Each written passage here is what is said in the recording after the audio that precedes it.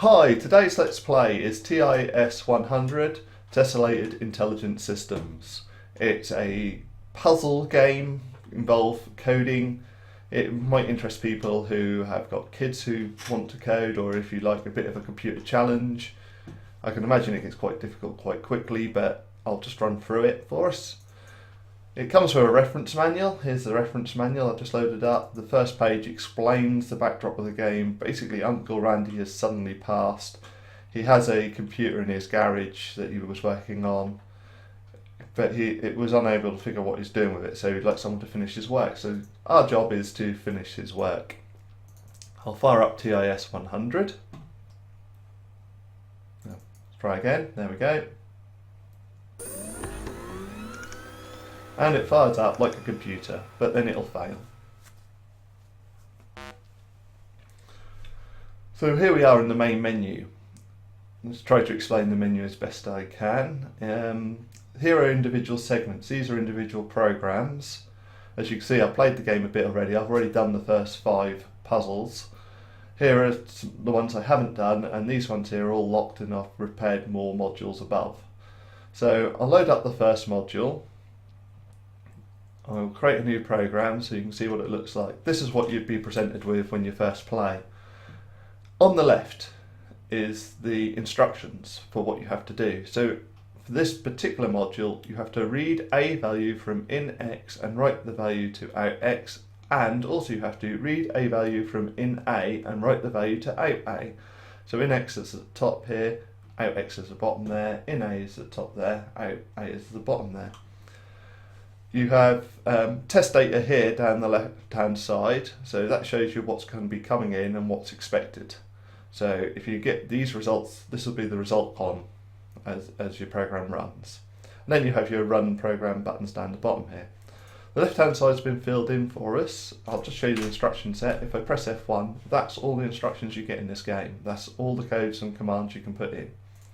And each one of these squares is a separate processor. So on the left, you can see that in X here, the value comes in here, it goes move up to down, so it goes from there to there, from there to there, from there to there and out. So that will work. If I step through the program, you can see it. The first value is 51, 51 gets moved down, 51 gets moved down, 51 gets down and out, and it then appears up here on the left. There you go. I'm trying to point with my fingers, crazy. But obviously, out A doesn't work because I haven't written any code here. I can't do exactly the same code because this module here has failed. So I have to think, how do I get this result? Now, obviously this being the first program, it's really super easy. And in fact, it's so easy, I'll just do it. Oh, let's try not to do that. I'll just do it here now. So I'll take the value above and I will move it to the left. So let's go from there to there. I'll take the value from the right and move it down. So the value from there to there. Move the value from above and move that down. Move the value from above, move it to the right. And move the value from the left and move it down. So bang, bang, bang, bang, bang. So if I step through the program, I can see it happening. 68 is coming at the top here. It then goes there, then goes there, there, there, and out. So that should run. So if I run it, done. Actually, if I just go back, if I hit run, you can actually see it running, which is nice. You get to see all the numbers slide down the screen as it's testing. And then you get a results page. The thing about this game is the results show you any friends who have played. So Robo, as one friend of mine, has also played this map or played this segment, and he also got a score 83. I'm pretty certain that's a most optimum way of doing this. So I'm happy about that. But when you see your friend has got a lower score than you, you're like, okay, I need to rethink my program. So I'll go on to the next segment. I'll load in the first program I wrote for this. This program, the signal amplifier, it says read a value from in A, double the value, write the value to out A. So what I've done initially was I read in A. So I took the value from up here and I put it into ACC, which is here. Add ACC, adds ACC to ACC. You can also have add left, add right, add down, add up. So you can add a value. So adds ACC to whatever that is. So I've said add it to itself, which would double it. Then I move the value down, move it right, move it down. So if I step through that, first value is 66 comes in. I put 66 in there. I step through 132 in there. I then move 132 down and out of the program here. And I get the results I expect. And there you go, look, it's running through. You can see on the left the test data and the results. So that's great. When I finished this program, let it run, I took 160 cycles. But my friend here, Robo, took 84. Now the reason I've got 84 up here is because I worked out how he did that. But I'll quickly run through how I did it. It's a bit of a spoiler, but I feel that I need to explain the game to you, and to explain the game I explain something I didn't do here. So if I go back to the segment list, if I go edit this segment still, the problem here is I've used this processor here to do all the maths, and then I've moved the value down and out. But I've got all these processors here doing nothing, and that's the problem. So yes, I am doing it, but I'm not doing it very efficiently. This processor here is doing all the hard work.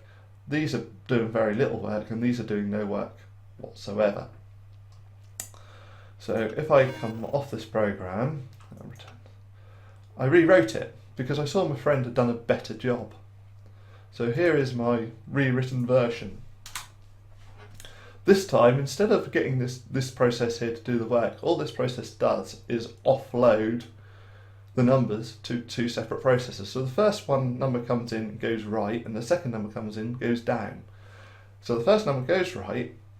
In here, it takes the number, doubles it, puts it into ACC, doubles it, moves it down, down and out. Meanwhile, this one goes down, takes ACC, double it, moves it right, down and out. So now when I step out through the program, the first number 66 goes right. The second number, 34, goes down. While this number's gone down, this one has been worked out. Yes, it's that confusing. Meanwhile, this process here puts the numbers back in the right order. If I don't put them back in the right order, then the output will not be right. Already the input's at 91. I haven't sent my first output yet. So I've got the first result. Meanwhile, the other one's going that way. It's parallel processing. I'm using many more processors. I'm actually using two processors to do the maths as opposed to just one. And so when I run through the program not only runs quicker, it uses less cycles, and thus I get the score of 84, which is good. The lower the score, the better. That, to me, is the most optimum way. There might be a better way. Someone might have found a better way, but I've only got one friend who's done it the same way or a similar way. So it's very hard for me to say there is, but there are some unused processors in that segment. If I just go back, there's this one, this one, this one, this one, this one. If I could somehow fire the numbers off there as well, I might be able to get even faster results. The final one, the final module I'm going to show you, because I don't want to show you all of them because that just gives the game away, is a difference converter. If I just load it in again, this says read values from in A and in B, write in A minus in B to out P, write in B minus in A to out N. So as you see, the programs start becoming a bit more complicated. I've got a few more processors I can use. I did do that program. It's here.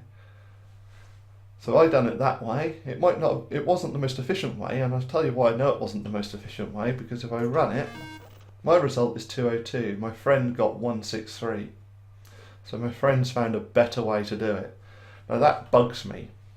It bugs me so much that I'm going to be going back to it and looking at it and seeing if I can work out a better way of doing it. There must be a better way of doing it because my friend did it a better way. And that's the game. That's TIS-100. Well, that's the early game anyway. There might be more to it because I've got to repair 13 modules to get this box to unlock, and I'm not sure what that box is. Yeah, right, okay, so that's the game. I think it would appeal to people who like logical puzzles, who like to tinker with programming. It might be friendly for children to play because those who like those sort of puzzles as well. It's difficult to say because I haven't really played it enough yet to say whether it starts getting extremely complicated. From the forums I've been reading, it does start getting quite complicated. And people like, you walk away, you take a bit of paper with you, you work it out, you come back, you code it, it works. That's the buzz you get from the game. It's like £5 on Steam, this game, so it's certainly worthwhile looking at. I think it's currently on offer for 50% off, so it does go up on sales frequently. Yeah, definitely worth getting. I really like it. It's one of them games I'm going to load up, sit there, and probably spend an hour writing a piece of code just for simple basic stuff. If I just go to one of these, it starts getting a bit more complicated. Return to segment list. There is a manual supplied, so you can actually look up the commands if you're not too certain on a command. The manual also has a couple of example programs in it.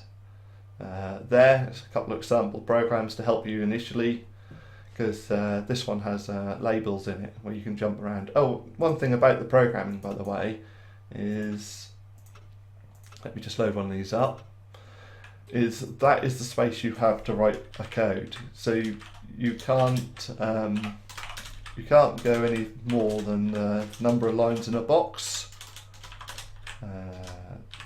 7. Really failing with comments here.